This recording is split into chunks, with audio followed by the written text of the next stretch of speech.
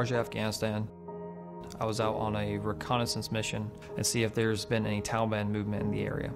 And we get out on a road and we get engaged in a firefight. I was on a machine gun that we had trying to give suppressive fire. Total, I was shot 6 times, 4 in my body armor and 2 in my left arm. Massive blood loss immediately.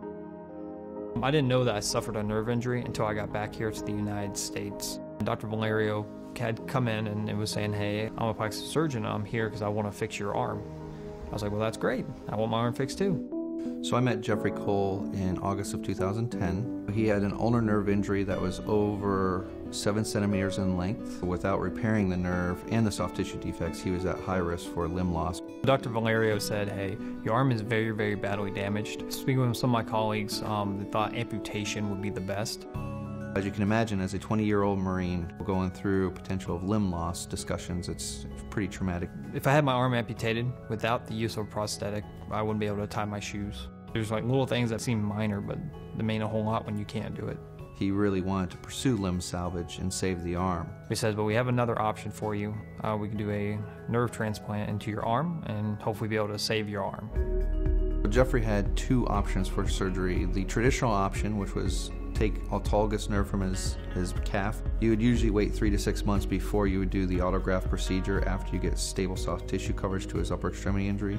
In Jeffrey's case, given he had a 7 centimeter defect, he would have required both sural nerve grafts from both his lower extremities in order to repair that large of a segmental nerve defect. Option B that we elected to go for in this case was actually use Avance nerve graft, which is a cadaver allograft. The actual nerve allograft was exactly 7 centimeters by 5 millimeters, which perfectly fit in the segmental defect Jeffrey had in his ulnar nerve. Additionally, at the coaptation points, which there are 2, one proximal and distal, we wrapped with Axoguard, nerve protector, or the nerve wrap, both coaptations to augment the repair itself.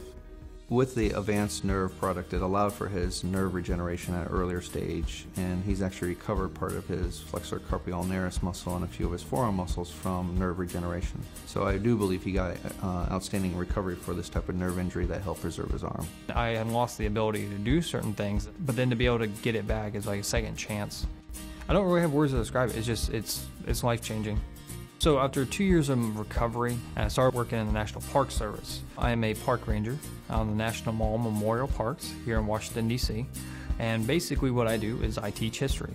So people come and I tell them about the memorials. I tell them why the memorials are here and why we memorialize anything.